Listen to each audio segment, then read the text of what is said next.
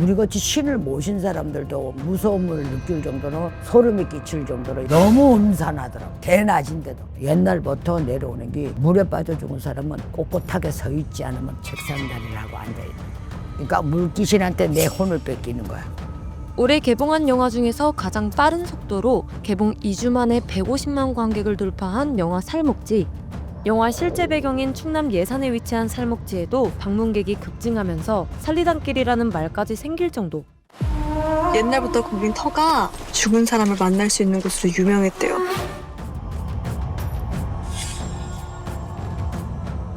살목지에 얽힌 괴담을 파헤치기 위해 영화 살목지의 자문을 맡으신 만신 고춘자 선생님을 찾아갔습니다.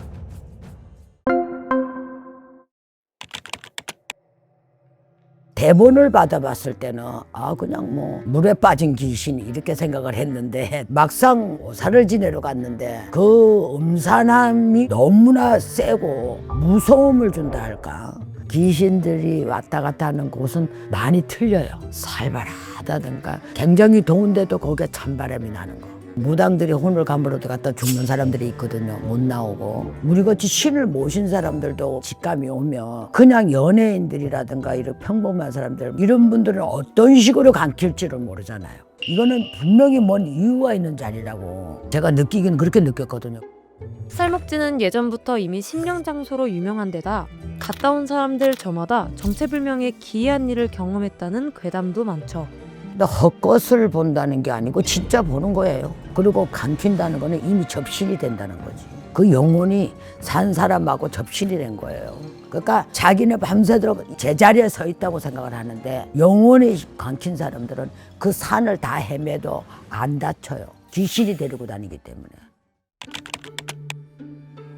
실제 살목지는 농업용수 공급과 가뭄 방지를 목적으로 1982년에 준공된 인공 저수지인데요. 이름과 지역의 유래에 대한 여러 궁금증이 있는데 공식적인 기록이나 문헌 자료는 없지만 예산 토박이인 최재구 군수는 살목지에는 원래 공동묘지가 있었다고 밝힌 적이 있고 영화에서도 살목지를 원래 무덤가였던 곳에 물이 들어찬 저수지이자 생사를 넘나드는 길목이라고 언급했는데요. 공동묘지가 아니라도 산소가 많았던 자리 이런 것 같아요. 제가 느끼면은 죽은 영혼들은 조상들이나 이런 분들은 산소가 집이에요. 그러니까 그 산소를 꺼내지 못하고 어떻게 보면은 예고 없이 물이 들어찼잖아요. 자기 집이 물에 잠기면서 영혼 자체가 그 안에 다 가득해 있다고 생각을 해야 돼. 물이 차가지고 나가도 들어가도 못하니까 얼마나 악이 바치겠냐고. 영화에서 물귀신으로 불리는 수설기는 그야말로 물속에 있는 지방령. 한국의 속설에는 다른 사람을 물속으로 유인해서 대신 죽게 만들어야 수설기가 해방된다라는 말도 있을 만큼 무시무시한 존재로 여겨집니다. 물귀신은 예를 들어서 내가 빠져 죽었으면 나 위에 한 사람을 데리고 내 자리에 갖다 놔야 내 영혼이 빠져나와. 그러니까 대신 자꾸 사람을 데리고 들어가서 죽이기 때문에 물귀신이 최고 무섭다 그래.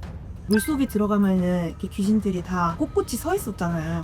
그거 내가 서 있으라 그랬어요. 왜냐하면 저도 그거를 몇 번 봤기 때문에. 어른들이 얘기하는 게 물에 빠져 죽었는 거 건지로 들어가면 다 서 있지 않으면 앉아 있대요. 앉아 있거나 서 있는 거는 물 위에 올라오질 안 하는 거야. 우리 집 바로 앞에도 큰 강이 있어요. 수영하러 여름에 들어갔다가 진짜 나 아이 죽은 거 내가 하나 건졌거든요. 뭐 내가 딱 이렇게 앉아가지고 눈을 딱 뜨고 날 쳐다보고 웃더라고. 들어가서 혼을 감을 때 보면은 정말 같이 서 있어요. 이렇게. 영혼이 같이 마주봐요. 이렇게. 그래서 그렇게 자문을 했지. 자문할 때는 귀신이 한두 마리인 줄 알았어. 그날 영화를 내가 가서 보니까 귀신이 몇 마리가 되더라고. 엄청 많더라고. 실제 같나요? 네, 실제. 야, 무당보다도 야 시나리오를 더 잘 짠다. 야, 내가 너무나 잘했어. 영화 전개의 중요한 매개체가 됐던 돌탑.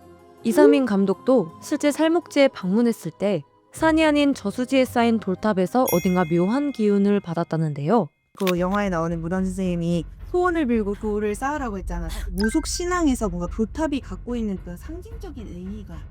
돌탑이라는 거는 소원의 탑이거든요. 돌 보고 미륵이라 그래요. 미륵. 천년이 가고 만년이 가도 안 변한다 해서 미륵불이라 그래요.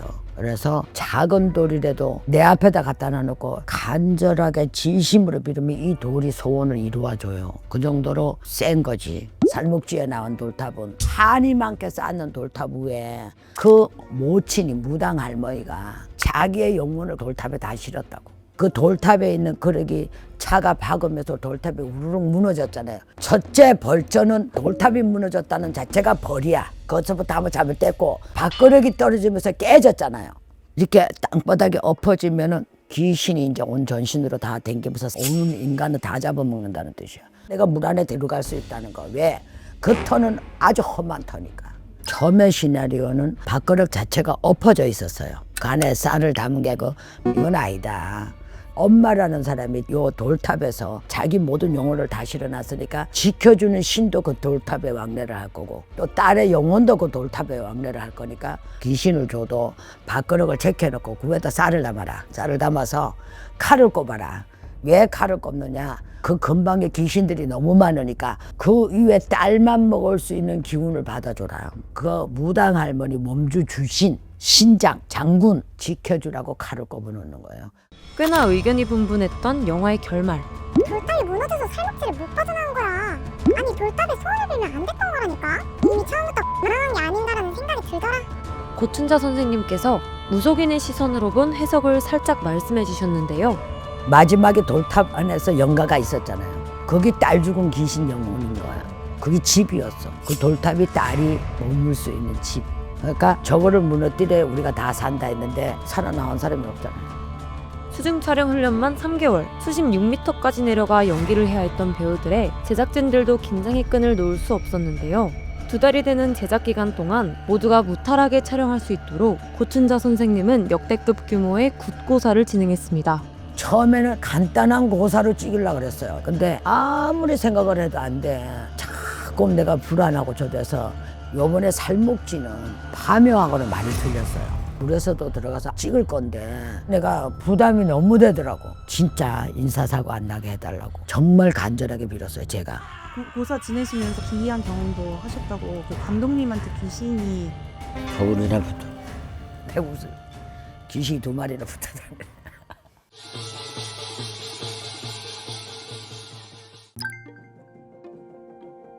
살목지를 보면서 이쪽 세계로 관심을 두시면서 타고 들어오시는 것 같다. 이런 건들이 정말 많을 거잖아요.